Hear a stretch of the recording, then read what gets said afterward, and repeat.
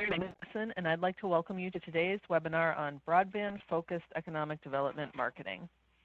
This is one in a series of monthly webinars Blandin Foundation offers for our Blandin broadband communities and open to anyone with an interest in using technology to improve community. Before we begin, I'll point to the chat box on the lower left corner of your screen.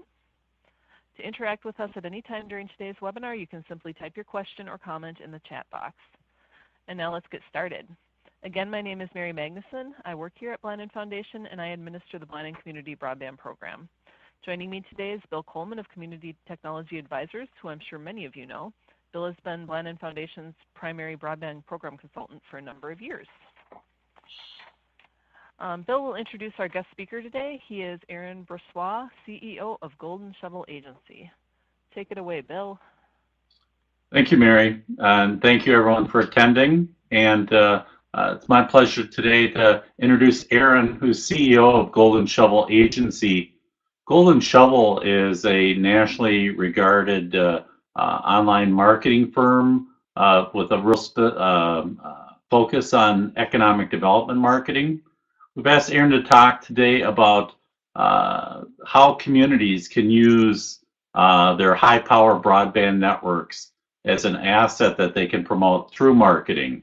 So Aaron's going to cover some economic development ideas, and then with some flavors of fiber optics and broadband to go on top of that. So Aaron, thank you very much. Thank you for doing a repeat performance after our debacle last time. So Aaron, thank you very much.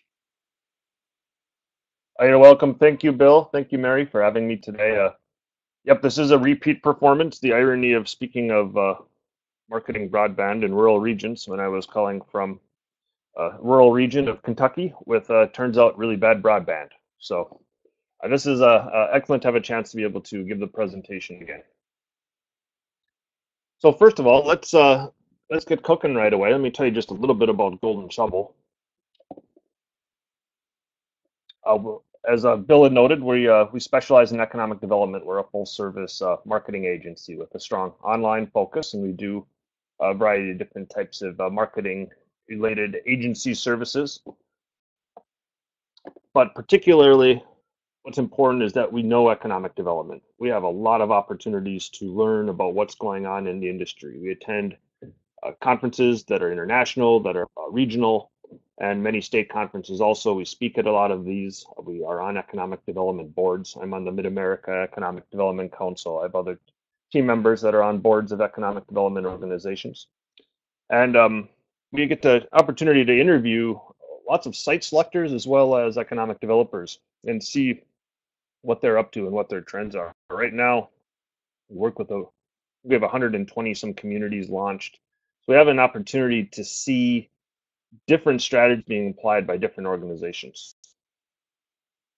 There's just a couple examples. Greater Dubuque is one of the groups we're working with. Irvine Chamber Economic Development down in California. Here's a Guadalupe Valley. This is an electrical cooperative in Texas. So just to give you a few examples of the. Now, today we want to talk about positioning broadband as an economic development strategy. And really, the first thing I'll say is that absolutely broadband is critical for a rural region to succeed. It should be a strategy as far as playing it, but it is one piece of the puzzle. I don't see any economic development organizations where all of they're doing is broadband. So the idea of the marketing and the outreach as a whole has a lot of overlap with trends that are going on in the industry. And so what I'd like to do is touch on these trends, touch on different strategies being applied, and then twist them a little bit to talk about how broadband and fiber can be connected into those strategies. So let's get cooking. And first of all, here's a site that we launched very recently. You can see it's got Falls City, Nebraska, and right there on the front, you see Advanced Fiber to Home Telecommunications Network. Falls City is wired for business with this next generation technology.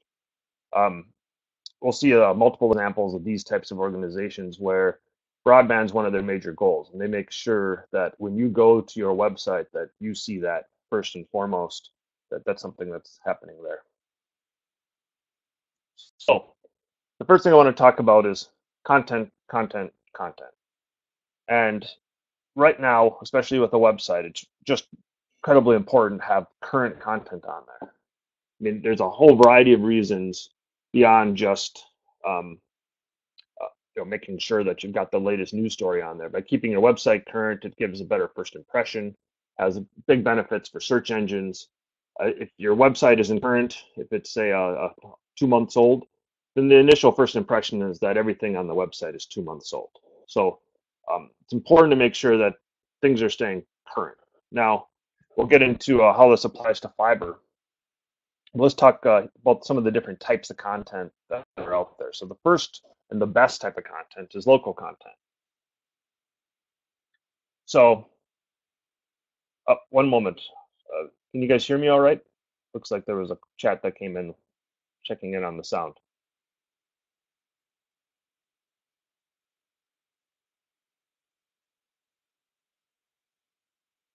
Mary, can you hear me all right? I can hear you just fine. Yeah, Okay, Melissa, I sounds don't know good. what to tell you. If you maybe log out and log back in and see if that helps. Okay, I'll keep going. It's a little sensitive to technical Yeah, why difficulties don't you keep after last going? week. Thanks, everyone. Yeah, you bet. Well, the best kind of content you can get is local content. And this is going to be whatever breaking news, the success stories that are happening, events that are going on. And this includes your fiber networks. But with local content, there's going to be a time when the fiber network gets approved. That's great press. There's great press when it breaks ground on the infrastructure and the different stages throughout the way. These is all content that as soon as you have available should go onto the website.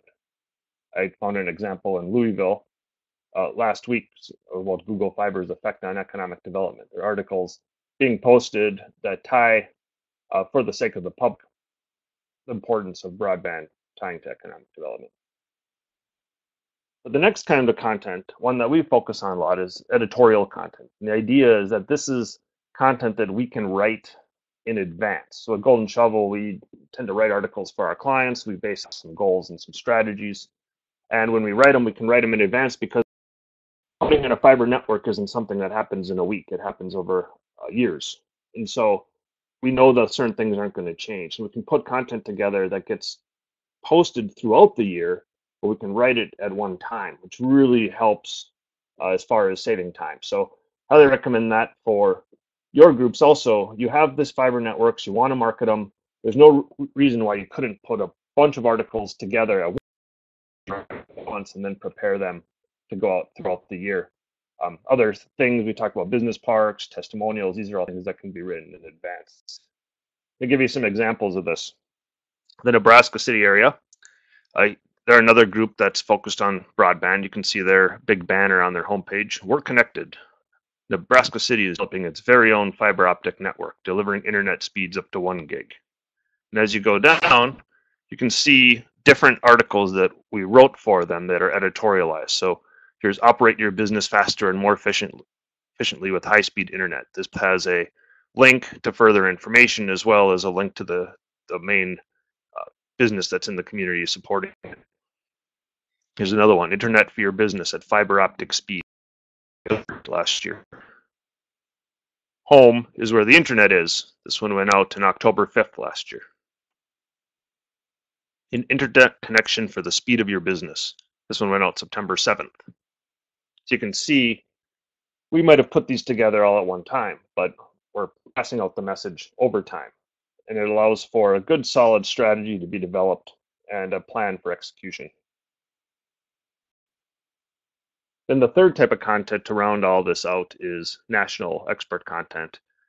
We have an exclusive partnership with Site Selection Magazine. They provide 5 articles to our clients every week that we decide to use to complement the local news and the editorialized news. And this is a nice way to find this. I mean, this might be, in this case, it's Site Selection. There's other national sources. There's trade publications. You can keep these things. They tend to be economic development focused. And even though they tend to be a wider picture, it's still a way to educate stakeholders in the community about what's going on and to show that you have your finger on the pulse. So those are all different ways of highlighting content. There's so much you can do with it. You can highlight it on your homepage. We do that almost all of our clients, make sure that they position it up front. Then it also goes into the archives, so if they're searched. And once it gets onto the homepage of the website, we can push it out to social media. So that gets us into Facebook, LinkedIn, Twitter, and we focus on weekly posts at minimum.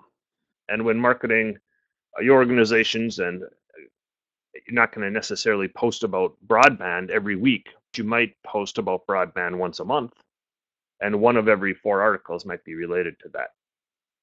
The nice thing about doing it weekly is at least you can get hit everybody on all the social media sites every week. It keeps your site current. It shows that you're engaged. But then if you can do more, it's better. If you can get groups that you can post something daily, or you can post something 2-3 times a week, it makes a big difference. So the next thing I'd like to focus on is social media. And to tie into that, so we have this great content. You've written a bunch of articles about your fiber network and broadband and the impact that it has on economic development. Now you want to get the most possible bang for your buck for getting that message out. And we recognize social media is excellent way, but before sitting down on Monday morning and thinking about what you're possibly going to post on Facebook that's going to attract a new workforce or a new business to the town, you have to recognize that there's audiences, and not all those audiences are using the tools equally. So you might be looking to talk to site selectors or existing businesses. There's the workforce. We just talked about the community stakeholders. All of these people are using the website. And it's just not one size fits all. So let's take a look at some of the actual data here. This is data I pulled. This is from 2014, so this is a year ago. Then I haven't put up the 2015 results yet. But I want to focus on these trends, specifically on Facebook, LinkedIn, and let me get right into it. Start with Facebook. I think it's important to note that all internet users, 71% of all internet users are using Facebook. That's a massive audience. And we found discrepancies in people's opinion on Facebook, especially as a professional tool, because it's not, it's more social and it's more tied to family and it's most tied to community in that sense. And so is it appropriate to post stuff for economic development? And we say yes, but it's not appropriate to post stuff for economic development for all of the audiences. Because you can see down here in the numbers, 18 to 29, there's 87% usage, 30 to 49, 73% usage. You got 63 and 56 for the other 2 ages. It's pretty balanced age range. And when we're targeting workforce or businesses, we tend to usually be in the high 20s to 30s all the way to 65. So it's important that we're getting a large audience, and this audience is here. And most importantly, down at the bottom, it says urban, suburban, and rural. You're seeing a 69% participation rate from the rural regions, which is unique. So we really focus on posting articles regarding the community into Facebook. So things about existing businesses that are in the community already to help business retention and expansion. Anything around workforce, especially we call it a like, where you're bringing back people that have already drunk the Kool-Aid of your community and have grown up there. Those people might have gone off to a big city or to college and got jobs, but when it comes to raising a family, they remember their home, and then they tend to come back and want to raise a family in a similar environment. And you'll find that of all the people, workforce that comes into your community, about 33% of them are going to be people that have lived there once before. And then also community stakeholders. They'll engage with Facebook into the community. A site selector might not, and there might be other entities that don't. Target industries might not be connecting with you on Facebook, but there's a great usage of the tool. And the broadband, focusing articles on that about what's going on with broadband in the region is certainly useful. Here's a good example of Athens, Ohio. They do a really nice Facebook page. With Twitter, it's a little different. You got 23% of usage, which is much lower than 71%, but what's particularly disheartening about Twitter is that when you get to ages 50 and up, there's not that much usage. You're talking 12% usage, 10% usage, and that's part of the target demographic for attracting businesses. It's still worth using, but it doesn't have, first of all, it goes pretty fast. You put out a post on Twitter and it disappears pretty quick. But if you down them below, if you look at the rural participation rate, it's about 17% right now. That's growing, but we keep those audiences focused on. There's some target industry that it's worth doing Twitter posts into. Community stakeholders, if they're using it, appreciate it. And the news media uses Twitter on top of breaking news, so that can be useful. Great River Energy in Minnesota, you might be familiar with those guys. They do a great job with their Twitter feed. They post almost daily. Here's an example of DeSmet, South Dakota. They have Twitter feed embedded right under their homepage. You can see how active it is and what's going on in the region. The last piece on this social media tools is LinkedIn. Now, LinkedIn right now is 28% usage. Now, that's growing. This is 2014, so I'm going to guess it's considerably higher. It's really taken off in the last couple years. They have a great support as far as the target ages are concerned. 30 to 64, you got 30% group following for each of those groups. And when it comes to education, anywhere from some college up, you're looking at 22% and 50% of the people plus have some kind of college education. That is almost certainly going to be in the demographic that you're trying to attract. And if you look at the incomes, 50,000 up covers the majority of the people that are engaging with LinkedIn. So LinkedIn's now considered to be the de facto professional networking social media tool that's out there. However, you'll notice down at the bottom that there's only a 14% engagement on the rural side. Now, in 2013, that was 8%. So this is growing fast. Although that's disappointing that there isn't more rural engagement, it's also a massive opportunity for rural regions, because if the other rural communities are not taking advantage of LinkedIn, it means that there's room to grow in there right now before they figure it out. So highly recommend checking that out, particularly the LinkedIn Pulse. I've been using recently, and I've just been very, very impressed with how much traction and how much reach it can get. And doing a nice article on broadband into LinkedIn Pulse and posting that into some other groups can really get some significant exposure. We recommend LinkedIn for site selectors, target industries, community stakeholders, that type of piece. Greater Dubuque Development Corp does a nice job with their LinkedIn page. Also, on your contact page of your website, being able to put that in there to make sure you have your LinkedIn connection can go right through your website into the LinkedIn site. Once again, we focus at minimum trying to get something at least up weekly, and many of these tools, especially Twitter, Facebook, can benefit by having a lot more than weekly.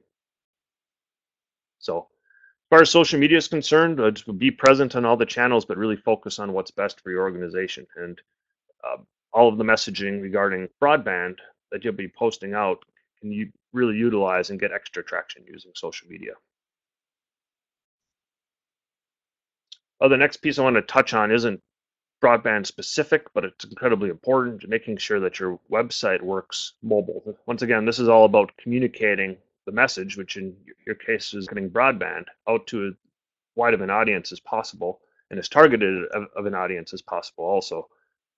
And it was just this last year where now more people are visiting websites on mobile than on desktops. Now, this is the industry. This is not economic development. Economic development world, it's about 35%, 30% right now. I think I spoke with Greater Dubuque 2 weeks ago, and they're at 35% right now for traffic that's coming in on mobile. So you have to make sure that the site functions on mobile so that you can get your message to people that are surfing that way.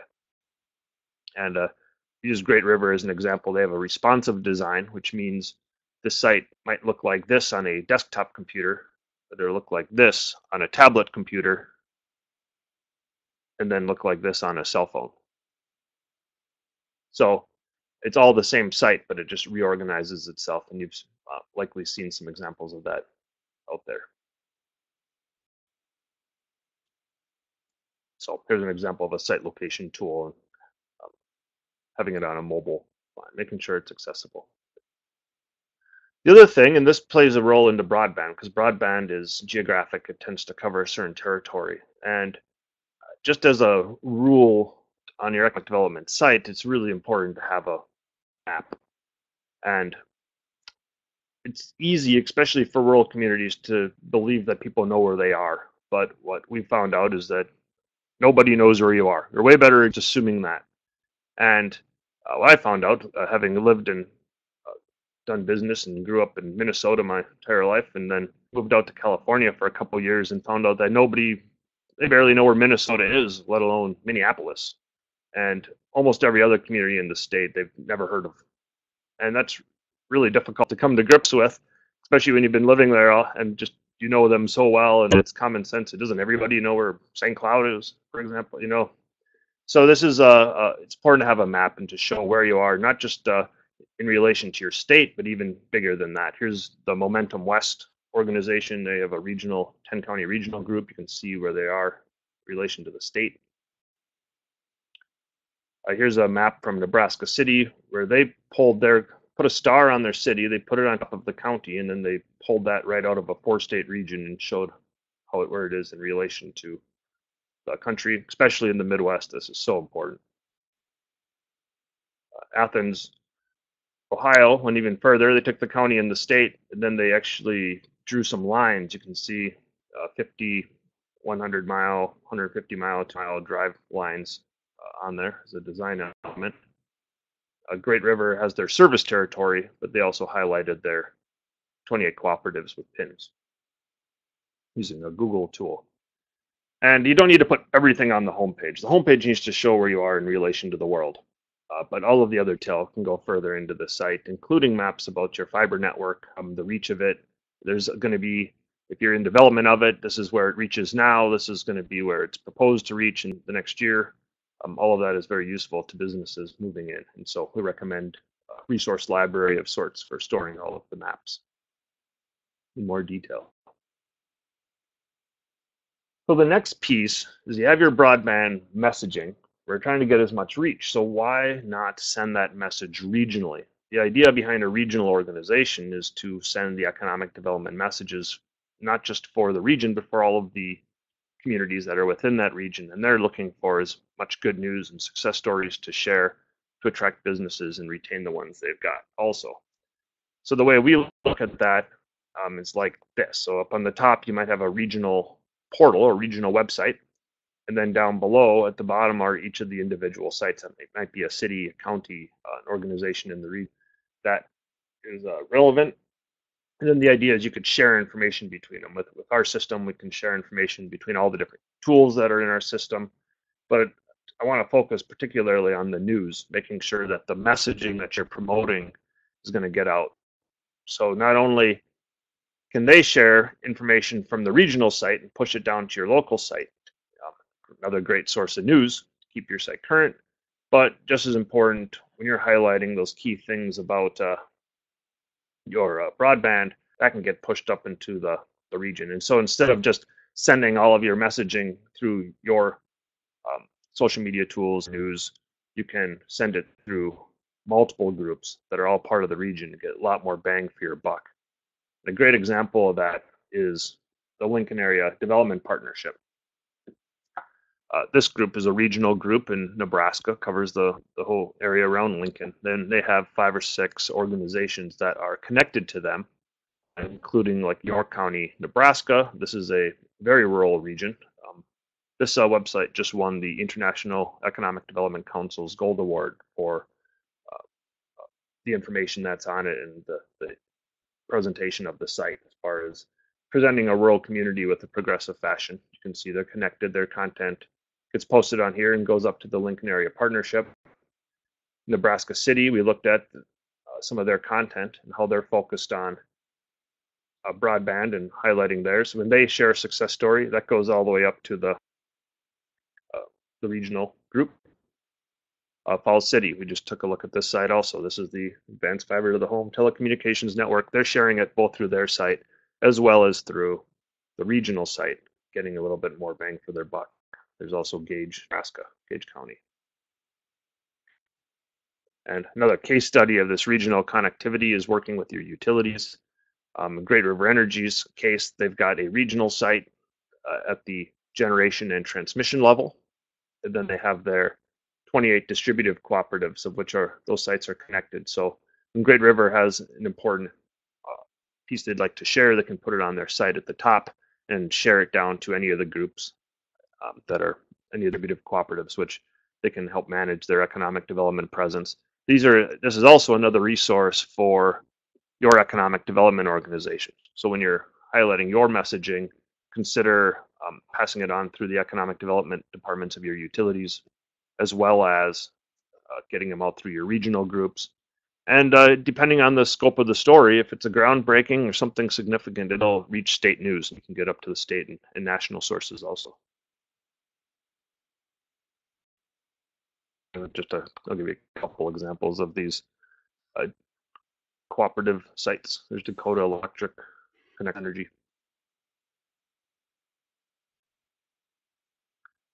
Then another way, what happens if you're not part of a region and you want to have some of the same fashion, or where the broadband project is significant enough and large enough that it really warrants its own audience. And that's the idea behind a microsite. So beyond an economic development site, you'd have a microsite that just pulls part of that economic development audience off that site and brings them to a place where all of the information is targeted to one specific message. So we've been developing these for workforce attraction, done industrial parks, housing startups. The startup microsites tend to be for support for entrepreneurs. There's international sites, target industry sites, potentially for data centers, for example. And I'll give you a couple of these, but it works the same way. The idea is you have your site up at the top, and then all the different sites that might be a microsite with a target audience or other local sites could all be connected, and then you could share information between them. So once again, you're sending news not just from your economic development site, but also through your microsite. The microsite can have its own URL, so you could send people to that specifically for information. Not a bad idea when your broadband project's going to last over a couple years to have a place to put all of that information in one spot. Here's some examples. This is the Upton Logistics Park in Wyoming, the Grow, South Dakota community housing site in northeast South Dakota, Greater Yankton Living. This is a workforce attraction site. All examples of microsites. There's another one. This is a disaster recovery site. This is something new that we've been focusing on as a company, is how do you deal with community rebuilding and revitalization after a disaster, and how can you get something out quickly that gives people all the information they need beforehand. So as a conclusion, before opening it up for any questions, just let me recap some of the pieces. First of all, as you can make your messaging, focus on the content first. What do you have to say about your broadband network? Because until that's determined, you're not going to be able, no one's going to know about it. And that's the whole point here. And then second is really identifying the audiences, making sure we're using the tools that resonate with those audiences the most. And once you've made your content and made your messaging, just to get the most reach possible, to get that out there, you're going to spend the time to make it. Then let's make sure it gets all the eyes and you get that much more bang for your time, which everybody has in limits at this point. So that includes not just getting it out through social media, but making sure that it gets sent out through mobile, it gets sent out through regional organizations, it can be sent out through microsites, any ways to get this information out, and sharing information visually. So not just the writing, but being able to show it on maps and to be able to show the plan of where you're going. So thank you. Looks like I'm about half hour in, so why don't I open it up for any questions? This is Bill Coleman. As you work with regional economic development groups and site selectors and so on, how important is broadband as a marketing asset these days? Well, I can put it in a couple perspectives. First of all, it's it's incredibly important to succeed as a community. So in that light, it's important. Marketing it is important if it's being something that's new and breaking news. There might have been communities that or businesses that had considered a community in the past that chose not to because it didn't have high-speed internet. So making sure you get that message out that you got it and it's new. That's always helpful too. Can potentially turn the ears and the eyes of those businesses that might have passed in the back end. But I think the other way to look at it is from my own business. Our company is virtual, so we have about 14 people, and we are scattered all around the country, which gives me a lot of freedom as a single person in the workforce to live and work wherever I want. I have one restriction, and that is absolutely have to have high-speed internet. Without that, I can't be here giving this presentation today, and I can't communicate with my team or our clients. And that puts a real good precedent. If I can live anywhere that I want, as long as there's high-speed internet, that, being an organization of our scope, it only gets worse. The bigger the company gets, the more important that connectivity is. So it's absolutely critical, Bill. And having it marketed and sharing it, you can see it's a common strategy amongst multiple organizations. And eventually it's going to be just accepted that everybody has it. But until then, it is a definite advantage to make sure that businesses know you've got high-speed access. And you were talking about LinkedIn as a strategy for getting the word out. Is there? It sounds like kind of home workers, free agent kind of people. Have you seen people actively use LinkedIn then as a workforce attraction strategy for a community? Yes.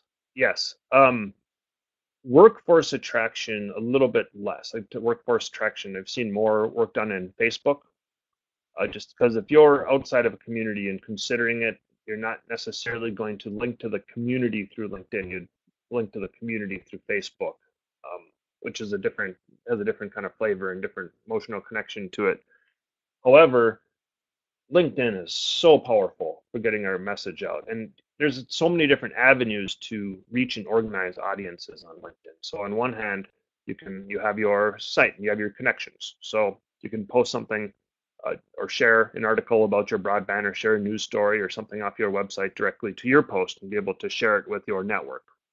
The second thing is you've got the groups, and the groups have people of a certain selected interest. So in my case, like if I write a post, in fact, the last LinkedIn Pulse post I wrote was, should economic developers use Facebook? And I posted that into not just on my site, but on my profile, but into 5 groups. So that included the National Rural Economic Development Association, the Mid-America Economic Development Council, and some of the economic development leadership, economic development professionals. And as a whole, I put my article in front of roughly 30,000 people. That gets great reach. Now, I'm looking to present my articles to economic developers, and that's not necessarily the case for people promoting broadband. You're going to be wanting to promote it to some workforce groups, and so then you'd be instead looking for industry groups where not just workforce, but businesses are engaging and be able to share things about broadband and fiber inside those groups where there's already a large reach. Okay, I'm on a couple of groups on LinkedIn, and it seems like there's a handful of people who kind of dominate, and I won't quite say spam it, but are very active users. In terms of etiquette on that, how often, can you post on a LinkedIn group, kind of promoting your message and providing information without it getting annoying? Yeah. Well, that's a good point. I mentioned a couple of times this presentation. We focus on getting a message out weekly. That seems to be a pretty solid stream, but we don't necessarily have to do an elaborate blog post or pulse post every week. For me, I tend to put a pulse post out about once a month, but then I'll share an article or share some other piece off the website or something of that sort on a weekly basis. I don't post a share to the 30,000 people in all the groups.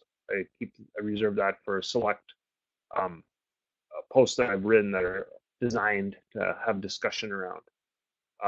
But I will share the articles through my feed, which goes to my connections. But I try to focus on with LinkedIn weekly. I've seen some people pull off bi-weekly, but it can get a little overwhelming. And you're sitting there putting together a strategy, especially around something like broadband and fiber. You're not going to have something to share every week about great fiber network. I mean, you can't just say, "Oh, we've got another mile in." You know, it's you'll run out of content. So I want to make sure that it counts and put a lot of thought into to those articles and making them hit strong at least once a month. Have you seen any communities organize that they would, whenever the economic developer would post, that they have a strong system of people sharing that and trying to push it towards viral? Yeah, yep. There's a couple different ways. One of them is around the audience building. So if you've built a big audience, then you can get a lot more bang for your buck out of your own groups. And so we've seen organizations run ad campaigns that they might run, for example, on Facebook, as well as engaging the community to try to get enough followers so you get additional reach. That gives you a little more impact as far as getting that message out, because in those groups will share.